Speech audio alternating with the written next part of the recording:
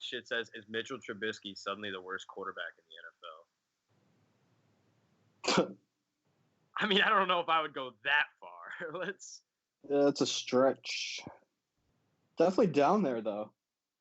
I mean, bro, Marcus Mariota has got to be much worse than Mitchell Trubisky.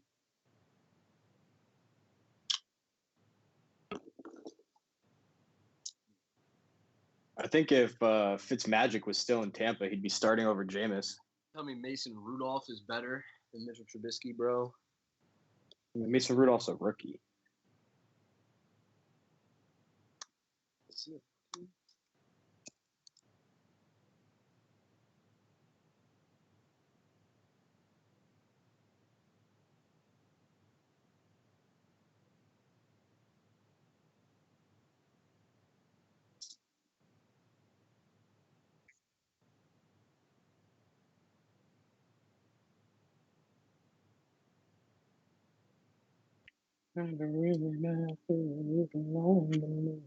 He is. He went to OSU.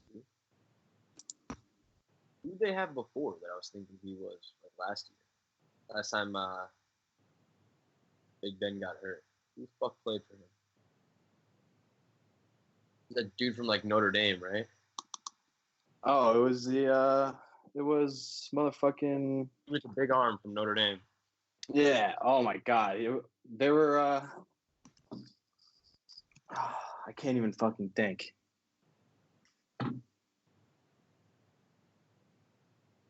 He has some like nickname, doesn't he? I think so. They're calling him like Fish or something like that. Because he caught a really big fish or something. Something stupid like that. Well, they had Landry Jones, but it's not. I'm not thinking of Landry Jones. Yeah, it's Pittsburgh.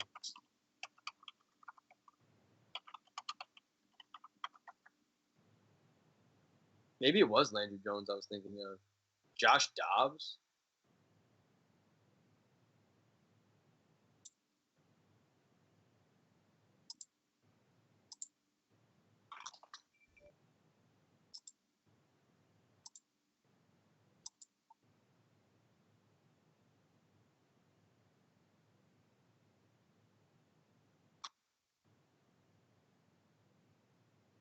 The fuck is the Chargers?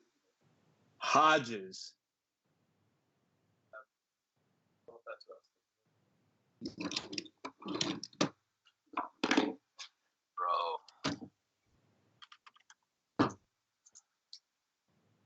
Duck. His nickname is Duck. Because he's a good duck caller. Duck caller. He's a big duck caller. Love it. Devlin Hodges. Devlin Hodges. Yeah, I feel like that's who it is, bro. James Devlin Hodges. James Devlin Hodges.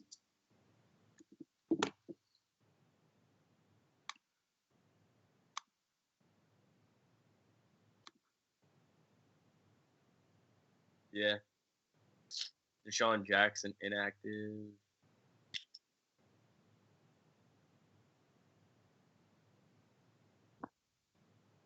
Yeah.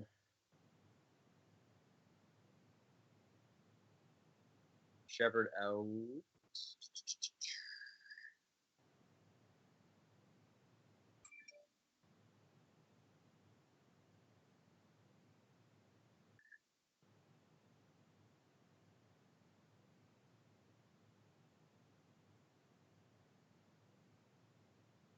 Darius Slay is out.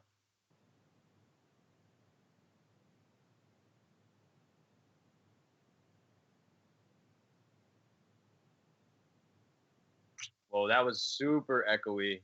Whatever that. I'm gonna say that was super echoey.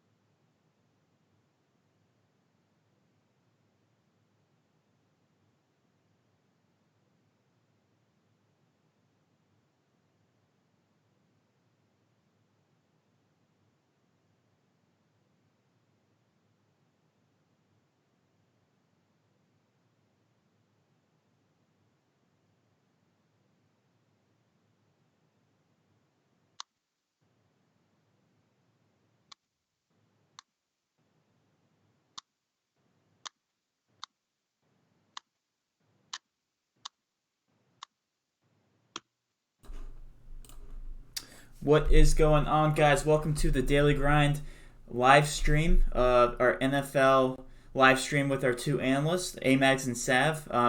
We're running a little bit late on time, so I'm not going to jump into all the announcements. We're going to go ahead and jump right into the NFL slate. So with that being said, do you guys want to go ahead and start breaking down the cash plays for today? Yeah, 100%. We're looking forward to it. Week 8, and couldn't be more excited. Ange, what are you thinking this week? We'll start with quarterback. I think we'll just work our way through the positions and just give you our favorite plays of the slate and, help you build a winning lineup. Love it. Go ahead. Sav wrote the article this week for us. So, Sav, anything that you want to touch on first and foremost, go ahead, man. Yeah, I'll start off. I'll just jump right in for QB here. I mentioned in the article, it's kind of a funky week for QB. I mean, we see Russell Wilson at 7,200 this week. For good reason, going up against that Atlanta team that we've seen, just get shred week in and week out. Shaun Watson's looking like he's going to draw around like a 35% ownership. So that's going to be something to watch out for. Maybe something to a strategy would just to be to eat that chalk in your cash lineups. Something we'll discuss a little later down the line. But those two guys, they're not even in my top 2 QBs for this week. The play that we're going for the optimal lineup today is going to be Matt Stafford for 6,100 going up against the Giants defense. I think Stafford is definitely one of the best plays of the day today. Going to be in the dome against this, pretty lackadaisical Giants secondary. And for $6,100, he's a nice pivot off the top 2 guys, save $1,000 in salary, and potentially he has the same ceiling. I wouldn't say the same ceiling as Brusk, just because Brusk could probably go off, but he's definitely, for the points per dollar aspect, one of my favorite plays this week.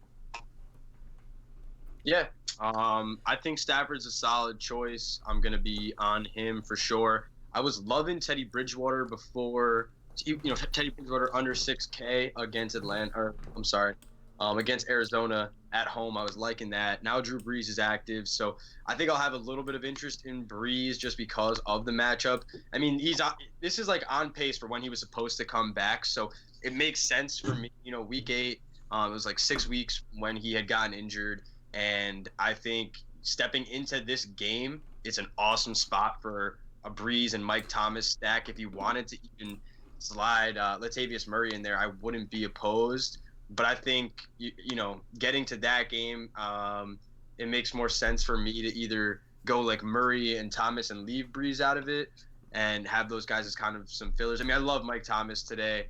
I think, it's kind of like a Hopkins or Thomas choice for me. I'm not going to go to the Julio, and I would much rather just either play Hopkins with the injury to Will Fuller or get to, like I said, Mike Thomas. But as for QB, I think you have to have a little bit of interest in Brees coming back. With Matt Ryan out today, I think that helps my decision on that Atlanta side of that game. If you had to, get to Matt Schaub at 4,700, I think I'd probably just try to advise you to get to like Tannehill, who's I think $400 more expensive, or try to pay up like the 800 it would be to Sam Darnold. I think we were kind of talking a little trash on Tannehill's name last week, and he kind of went out and proved us wrong. And I don't mind that play at 5,100 this week either. I'll just mention that Tannehill's probably a decent option. I didn't touch on it in the article just because I think there's other guys to get to, but for salary relief purposes, Tannehill is definitely a good option this week for sure. Yeah, Tannehill and like an AJ Brown, or Tannehill and Corey Davis. I'm totally fine with that. I've had interest since the start of the week when I saw the pricing come out, so I'm definitely going to be in some of those spots. As for the rest of the quarterback, give me like 3 more guys you're liking. I know you did most of the quarterback stuff here today. So, any interest in Kyler Murray? Any interest in obviously you said Watson was going to be high owned. So, do you eat that chalk? Like, what are you thinking with those 2 guys? Maybe I had some interest in Murray, I think, earlier. Murray. Deshaun Watson's probably going to be a main draw for my cash lineups, but I found myself going more to the Stafford end, and I'm liking Jared Goff as well this week at 6,800. It's the Bengals defense, man. It's such a cupcake matchup. Bengals banged up too, man. They're playing practice squad fucking cornerbacks here, man. I don't know. I think that's a big day for those receivers. Exactly. Big day for the receivers, big day for Goff. It's looking like this game is the fourth highest total on the board, and that's probably just because of, the potency of the Rams offense, and they're not really expecting the Bengals to score many points in this one, it seems. So, I'm smash button the Rams today. Like, Brandon Cooks is only 5,700. Robert Woods is 6,300, something like that, around that range. 63. About Brandon Cooks after you slandered him earlier, saying you didn't like him. Oh no, he's nice salary relief. I mean, I would rather get to Cooper Kupp, who's like the obvious number one. Robert Woods hasn't really found the end zone this season, although he's been getting his targets. So I definitely feel most comfortable with Cooper Kupp. Brandon Cooks has kind of been a roller coaster this season. He's had a few good games, but the past four, I believe, he hasn't really performed too well. So, definitely a bounce back spot for Cooks in that scenario this week against Cincinnati. So I definitely don't mind the Rams today. But moving past Goff, I'm also liking by the way, games in London. Yeah. You said. Yeah. So I've seen how the other games in London kind of fared. It's a little weird. So they are weird over there. Yeah, we saw the Bears get fucking destroyed, in London. So something we definitely weren't seeing. That defense definitely didn't travel well over there. So if the Bengals don't travel well either, who knows? But it's kind of real quick on that matchup with Goff. He had his best game of the season last week, I believe, or the second best. But I'm looking for the Cincinnati inactives here. I just want to double check. But I know that this Bengals secondary has been banged up. So that's something to watch here today. Inactives. Here we go.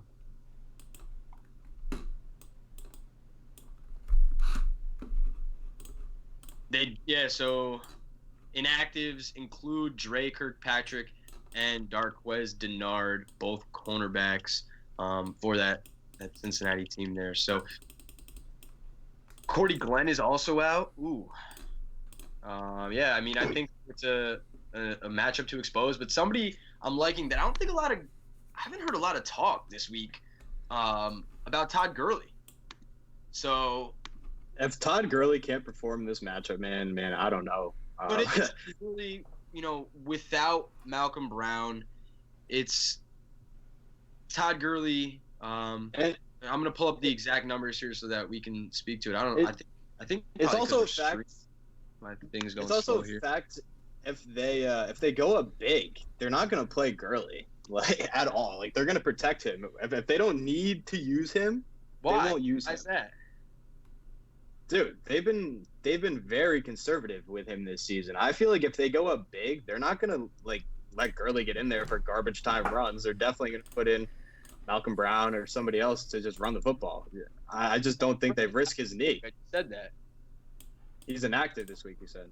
Yes, that's what I'm saying. And last week, Gurley had 18 carries. He had carries into the fourth quarter. I know, yes, Darrell Henderson is around, but to me, it seems like they're getting back to giving Gurley the ball here. I mean, when you look at says here Gurley's getting nearly 50% of the team's rushes and 9% of teams' targets, despite missing one game this season. Rams are currently 13-point edge. Yeah, so I mean, with Brown being out, I don't see any reason why he wouldn't be the workhorse. Even if they.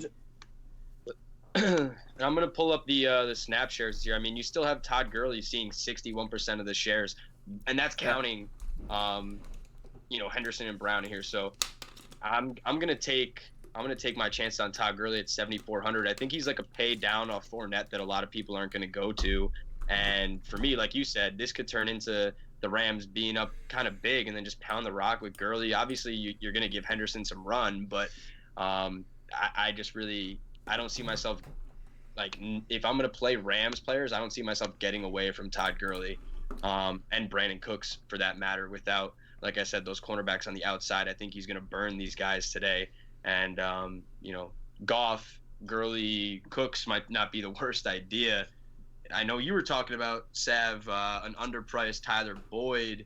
If this game gets a little bit out of hand, we're obviously going to have to see Andy Dalton pass the ball more. Do you think you'll get to Boyd, even though, clearly this Rams defensive line is hungry? They're probably going to eat today all over the place against these Bengals. They just improved the cornerback corps with, we know Jalen Ramsey's in there now.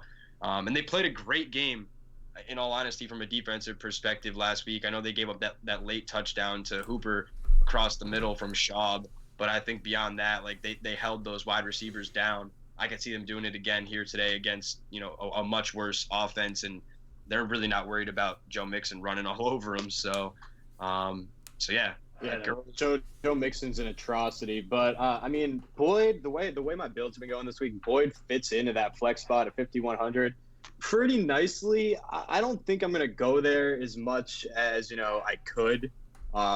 It's just he was very disappointing last week. But the week before he killed it. So you never really know with Boyd, and it's just such a crapshoot with Andy Dalton and this Bengals team. Man, it's really tough to get on board and really just go. Match the field or go above the field on Boyd. Definitely going to have a little bit of exposure just because it works too well.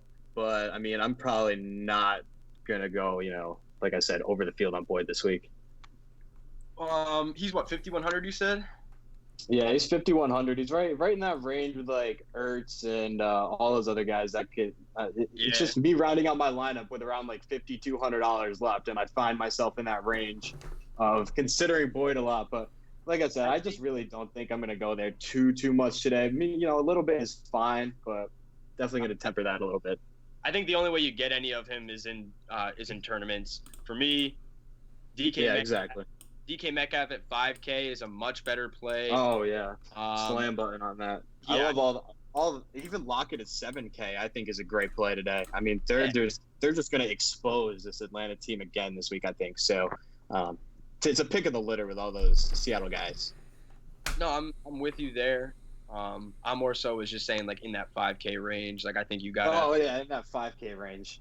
Like for $100 cheaper, I'd rather take DK. For a few $100 cheaper, honestly, I'd rather get to a Christian Kirk. I know he's active today. Finally, I think they've given him enough time. D.D. Westbrook active today. Mm-hmm. He saw a good amount of targets over the past 3 weeks. So, 9, 8, 11 the last 3 weeks for D.D. Westbrook. I think he's a way cheaper and, same ceiling type of player as DJ Shark for this week. Not every week, but for this week, I could see them both performing about the same. And like I said, Westbrook's much cheaper. So you got Cortland Sutton there at 5,300 with no more Emmanuel Sanders. I know you like that play as well. So that's a place you could go in that range. And Robbie Anderson too at 4,900. I don't hate the matchup against Jacksonville. He's clearly the number one there in New York. So Robbie Anderson 4,900. He'll get his 6, 7, 8 targets today. I think that's a decent play. Yeah. While we're on the topic of that game, guys, I wanted to pop in here and ask this question because I saw in your article in our breakdown room that you guys recommended both running backs from the Jets and Jacksonville. Now, despite the low over-under, is there reasoning behind that? I'm just genuinely curious and for the audience watching. Well, that Jacksonville run defense is just atrocious. So, slotting in Lev Bell, I'm going with talent there. And at 6,900, he's under 7K. It's a nice, nice place to be. You're not paying 9K for McCaffrey or, just less than 9K for Saquon. It really fits in the build, and just for the floor that they provide, it's a really nice place to go for cash. And then on the other hand, Fournette, he's a workhorse, man. Right. He's on the field for over 90% of snaps. He's gonna be getting the ball today. I expect this game to be relatively close, relatively low scoring. I think it's going to be a lot of ground action today. So I think, having both running backs from the same game is a decent way to differentiate for some PPs, but it's also the two guys that you have provide a nice floor for cash lineups. Got it. So just because, go for it. Real quick, just on Le'Veon Bell, I think the reason that I would want to play Bell this week is just from a receiving perspective. You see Jacksonville right now, they're giving up an average to the running backs as a total to opposing teams 25.1 DK points a week, and just the way that Bell has been able to dominate that backfield, I think there's no reason to get away from him at 6,900. I mean, he's 93% of the offensive snaps against a poor run defense here in Jacksonville. I think losing Jalen Samuel definitely for this defense and going up against this defense, it hurts, in my opinion, a tiny bit, but it's not much. Just in the fact of, I think Robbie Anderson really wants to go off this week, and I think Darnold honestly wants him to go off. So if you're looking for a receiver from that game, I'd rather go with Robbie Anderson over Demaryius Thomas or Crowder. I do have interest in Thomas just because how cheap he is, but regardless, we see Jacksonville has given up 2 receiving TDs this year to opposing running backs. They've given up 5 rushing TDs. So I could see, in all honesty, this is probably a game where you're going to see both running backs get a bunch of carries, and hopefully Bell gets a bunch of catches to keep his floor high if they're playing from behind. But like you're saying with the low total, in all honesty, I think I'm probably going to fade these guys more than Sav will today. I'm going to get to some lower priced running backs that I think are in just better scoring games, but I can see why he went for those 2. So I'll back him up on the reasoning behind Bell and Fournette just dominating their backfields from a snap perspective. Right. So just because of the workforce mentality that both these teams have with both their running backs, they're going to get plenty of action, and Jacksonville's defense is just simply not the same this season, especially without Ramsey now. So I can see why you guys recommended those plays for sure. I was just curious because for those who aren't subscribed to our NFL content, they recommend that in their breakdown room. For sure. I think that's probably the only time I would want to even recommend both running backs is if you're looking at a game that might be a lower total, it might be kind of a pound the rock type of game here, and both of these guys dominate the backfield over 90%, I think that's fine. But you're not recommending Joe Mixon and Todd Gurley. That doesn't doesn't make sense there. But I mean, let me just real quick name a couple of running backs that I think are in some good spots that are cheap this week, and I'm gonna probably have more of them than any of these higher priced guys. So first off, a guy I think is underpriced today is Chris Carson at 7,000. I know obviously it's same price as Bell at 69, but I think he's underpriced for where he should be today and the workload he will get. I don't anticipate Seattle getting away from running the ball with just how much they have in this season. So hopefully Carson can grab a few targets in the early part of the game when Wilson is probably still going to be throwing the ball, and I could see Atlanta kind of just start getting crushed here. So for me, that's a guy I definitely like. Hopefully, like I said, they turn to him later in the game and just hand him the ball a bunch. Edmonds at 6,200. I know this isn't the best matchup in terms of what he will face on the other side in the defensive line.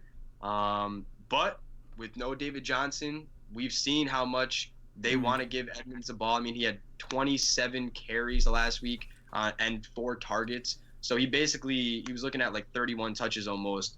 For me, I think that's massive at 6,200, even against New Orleans. I like, those guys playing in a dome there.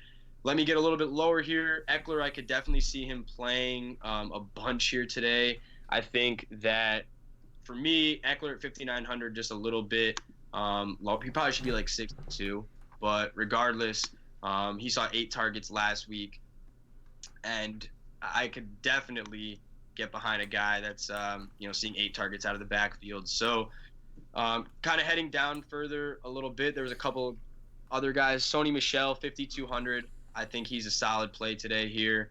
Used him in And showdowns last week, and we took down a couple, so I love that. yeah, 5,200. I mean, I think that's just way too cheap for Sony Michel and the workload he has actually been seeing. He saw 19 carries last week, 22 the week prior to that, and he's been a beast. Last week we saw him drop a really easy pass out of the backfield, little like type of screen pass almost. Oh yeah, I remember that. He would have gone for a touchdown. Mm-hmm. So I can see them getting back to Sony this week in the passing game a little more than they did last week. And obviously, if they start running it up on Cleveland, which we've seen Cleveland get scored on this year, they're just going to turn to Sony again. So, yeah, Sony Michel. And then there was one other guy I wanted to talk about here. You like Todd Johnson down there at 49? I was just about to ask that. So, honestly, I think there's going to be more people on Johnson than should be at 4,900. I'd rather save $200 and go to Tariq Cohen, who saw 9 receptions out of the backfield last week on 12 targets, and he had 7 targets the week before that for 6 receptions. At 4,700, wow. I'd much rather get to Tariq Cohen. He's going up against a banged-up Chargers defense that, for me, I'm going to look up the exact number here, but I felt confident in taking Cohen at 4,700. He was a guy that I slotted in my lineup like early in the week. When I was looking at them, I was like, I could slot him in at 4,700. Let's see what type of receptions we have here in the backfield. Time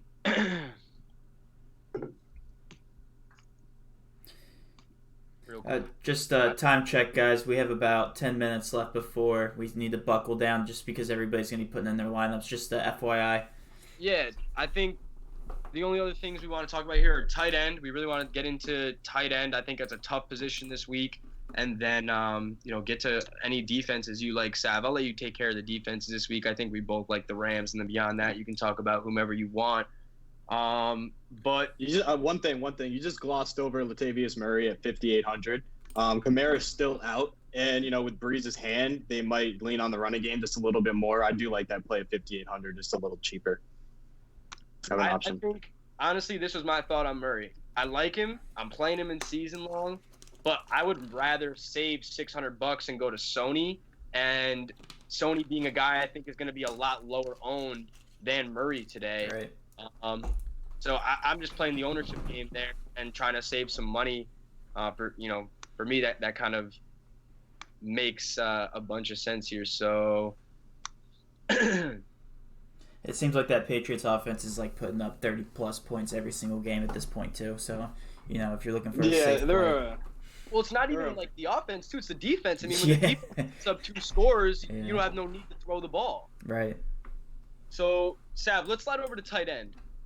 It's a tough week for tight ends, in my opinion, to pick from these tight ends at some of the prices. I think Hooper is underpriced at 5,500. I like the spot Ingram's in today. We liked him last week, and we were kind of disappointed because of that quagmire they were in. So I feel fine going right back to the well with him this week at 53. I feel like he could definitely have a big week this week. I'm all over Ingram for sure. Yeah, Ingram. We saw him last week go out there in the rain with no gloves, and he had a difficult go of it. He dropped multiple passes that he should have caught. He dropped the ball in the end zone. He was getting, the chances. Now he moves to a dome setting. I think he's going to, really be striving to go off here today. And for me, there's absolutely just no reason to get away from Evan Ingram. If you're playing anyone from that Giants side, it's like Ingram and Tate. And I think that's about it, besides Saquon, obviously, who we spoke about. But beyond those guys in the 5K range, I mean, you're going to see Hunter Henry get a bunch of looks here today. You're also I don't know how you feel about this. I know I'll let you touch on Hawkinson, but there are 2 guys here today that are really low priced that, like, I think you got to take a shot on. I don't know if you're with me on this, but Eric Ebron at 3,400, just what I've seen, the chemistry with him and Brissett this year, and Ebron being actually like a very athletic tight end. He had 5 targets last week. He had 4 the week prior and 5 the week before that. so he's definitely been seeing looks. At 3,400, I think he's just too cheap. If you're gonna want to roll out there with like a cold stack of some sort, he's definitely in there. And then Josh Hill at 3,200 with no Jared Cook. You see the return of Drew Brees. This guy is 3,200. He only had 3 targets last week, but he caught all 3. He did score a touchdown. He had a long play of 27 yards. He finished with 43 yards. I could see them using Josh Hill here today, even if it is, again, once again, only 3-4 targets. He can catch that touchdown. And, no Jared Cook. Once again, we've seen what Jared Cook can do being the tight end 1 in this offense. I mean, the last 2 weeks, the 2 weeks before last, he went 3 receptions and 4 receptions on 9 total targets and was above 12 points in both those matchups. So, Josh Hill, I'm definitely, and he's a guy that Sean Payton likes. I played him, I think it was last week, and I was looking into that. He's a guy that Sean Payton really likes. So give me some Josh Hill at 3,200, maybe a little Thomas Hill Breeze stack, something like that. Yeah, I don't mind that at all. Yeah, tight end's kind of a crapshoot. You forgot to mention Hunter Henry there, 4,900. Yeah, you got that right. Hunter Henry at 4,900. I really don't mind that play. It's kind of middle of the line. Rivers definitely likes to throw him the ball. He's going to get his targets. So at 4,900, I don't mind him there. He's starting to get to that point where he's starting to be a little too expensive. He didn't really pay off too much last week. But yeah, what was as many shares of Hunter Henry as people want to let me get to. In all honesty, I mean, there's no reason to not feel confident in Hunter Henry against Chicago this week. He had 8 targets last week, 9 the week before that, 6 receptions on 8 targets, 15 points. I mean, he's had at least a long play of 20 yards in all 3 games he's played. He didn't get that touchdown last week, and he almost broke 100 yards. He was 3 yards short. I mean, he's right there, man, knocking on that door of having that big breakout. Oh, for sure. He's right there. For 33 points 2 weeks ago. Yeah, we saw him go for 33. That's what I'm saying. But yeah, he's got to find. He's really relying on. We need him to get in the end zone to really, if he had get it gotten done for us. With one more catch last week, we're looking at another one of those big weeks. I mean, he was Exactly. knocking on the door of another one last week, man. I think he's a solid play and a guy that I would definitely pay down off of Zach Ertz for. I think you have no reason to play Zach Ertz this week against Buffalo. That's just tossing money away, in my opinion. So yeah, anything on Hawkinson that you wanted to mention about the Giants game, and then I think just head out with defense. Yeah, it just kind of Hawkinson fits the stack with Stafford and going up against that Giants secondary and all that good stuff. So at 3,500 as a piece to the stack, and providing good salary relief, that's basically where I went with T.J. Hawkinson there. We have seen him get in the end zone multiple times this season, so I think there's no reason he can't find the end zone against the Giants. So definitely like Hawkinson for sure at 35. Yeah, I mean that's a guy I won't honestly be on today, but going up against a Giants team that just has struggled not only in the slot and against ends in the middle of the field, but on the outside as well. There's just Hawkinson's in a good spot, so why not try it out? Honestly, I'd probably just pay $100 less and go to Ebron, or $300 less and get to Josh Hill. But that's because those are my guys this week that I'm really loving. Yeah, for sure. I think the only thing that I wanted to really touch on lastly was just I really like Brandon Cooks this week, and I really like Josh Hill. So those are 2 guys I want to make a point that I spoke about. Yeah, man, 100%. Let's touch on the defenses. Buffalo Bills. I love it today. 3,000. I said in the article, all I had to see from these Bills was, they competed against New England, kept it close. No one's really kept it close against New England this season, and the Bills did it. So if you're scared about the Carson Wentz, Eagles offense, I'm here to tell you, don't be scared. The Bills defense is for real. And I think they at 3K this week. Oh, that's 1,300 off the Pats, who are regarded as the best defense in the league. For 3K for the Bills, kind of find themselves in a position where the Bears were in last week. Bears did decently well for us last week at 3K. I think they were. So Bills in the same spot this week. I'm loving it. Give me the Bills at 3K. They're probably my favorite defense of the day. Off of that, the Bears we see at 3,600 again. Chargers have kind of struggled, and the Bears going into Chicago. Chargers notoriously cannot travel east, so I would say rip the Bears at 3,600 today. I feel confident about that. And then you can't really do it without mentioning the Pats at 43. That kind of speaks for I think themselves. that's going to be the chalk defense, if I'm not mistaken. Usually is, right? Yeah, they're going to be super chalky. I mean, they're just sure thing, and we've seen Cleveland just get shut down multiple times this season. I don't really suspect they 16.5 projected points. It's actually one of the highest I've seen against the Patriots, believe it or not. Can I say something about that real quick? A bold pick that I have today here is that Chubb is going to score 2 rushing TDs against his Pats defense, and the Bills defense will end as the top scoring defense today. And I mean, this Buffalo Bills defense coming off last week, they only had 1 sack against Miami. They did have an interception, but they only had one. They were only able to get to the quarterback 1 time for a sack. And you're looking at Carson Wentz, who over the past 2 weeks has 4 turnovers, where he only had 2. I believe it was 2, and I was just looking at it. So I believe it was 2 turnovers for the entire start of the season. He had like 2 interceptions. Yeah, it was 2 interceptions, and just 2 interceptions until week 6. And from 6 and 7, he's had 4 turnovers. So, going into Buffalo against this Bills defense, man, I think there is just no reason to get away from the Bills at 3K.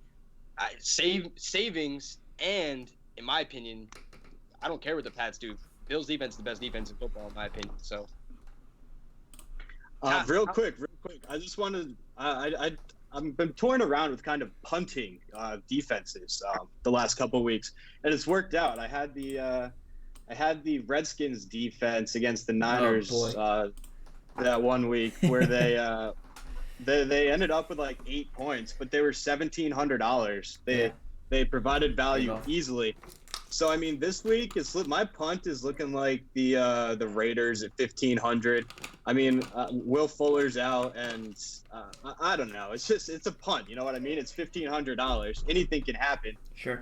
So the places you can get when you put $1,500 defense in your lineup, it's looking pretty nice. So I definitely it's just something to consider when building your lineups. I don't mind the complete punt. This Raiders defense was 2,700 for a few weeks earlier this season. I mean, they had 4 sacks in week 5 against Chicago with 2 interceptions. You don't have to do much to provide value at 1,500. Is what I'm saying. At 1,500, you're right. That's a pure punt play there against Houston. In Houston, I mean, 1,500 makes obviously taking that. Yeah, it's like easy.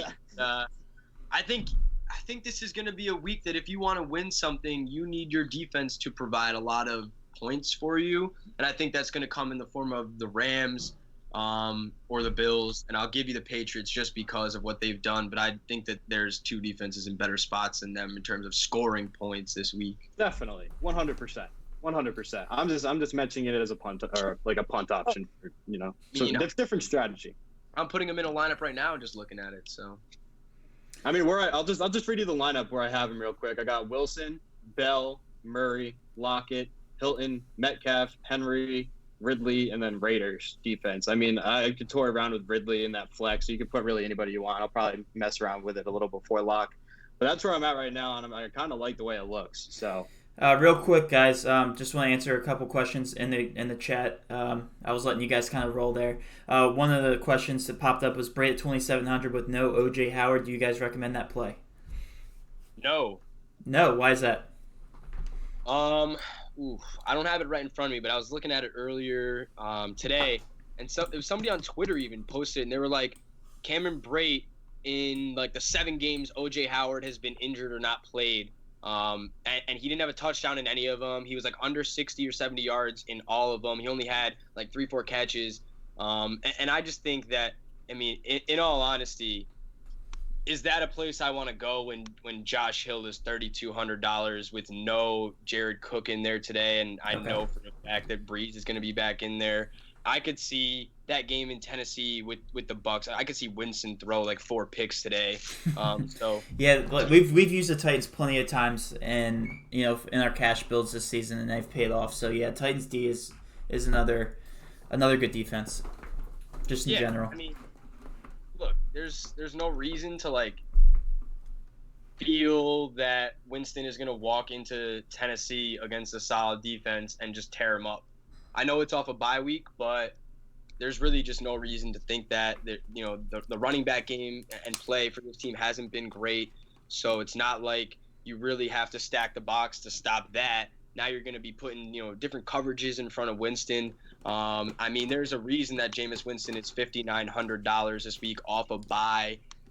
He's just not someone that I would want to get to. Sure. He had 5 interceptions in week 6 with 2 fumbles. I mean, I know that that's pretty uncharacteristic, but it's not like he's been great the rest of the season. He still did have 5 picks and 2 fumbles, 3 fumbles before that. So he's been turning the ball over. Tennessee's a solid defense. I just don't think that Cameron Brate. I mean, they're going to have to throw it, in all honesty. Like, you're not going to run all over the Titans here today, so. Gotcha. So hopefully that answered the question. I know there's 5 minutes left, so I'll go ahead and wrap it up. You guys have any closing remarks? Sav, anything on your side? I mean, no, I feel like we basically covered everything. It's it's the NFL, man. So it's always a crapshoot, and it's always fun to watch and stress on Sunday. So we're 4 minutes away, so I'm excited to get into it again and get right back on the roller coaster. Hopefully, we can sweat one out.